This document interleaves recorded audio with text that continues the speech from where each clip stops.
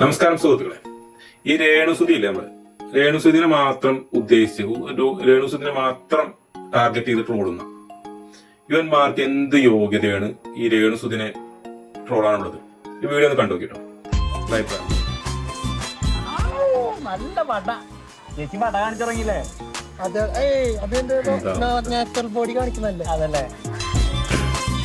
എന്താ ചേച്ചി കാലമ ചങ്ങല പുതിയ ഫാഷനാ.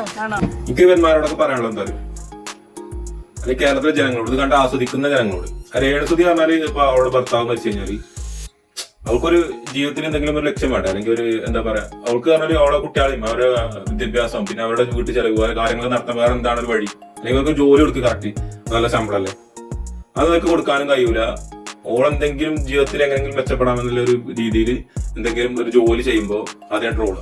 അത് പറഞ്ഞാല് അവള് പറഞ്ഞാല് ഒരു മലയാളത്തിൽ ഒരു ചെറിയൊരു നടി, അല്ലെങ്കിൽ ഒരു ചെറിയ ഒരു ആളായോണ്ടാണ്, അല്ലെങ്കിൽ കുറച്ച് വലിയ ഉന്നത കുലന്മാരാണെങ്കിൽ ഇവന്മാര് അവളെ ട്രോളും.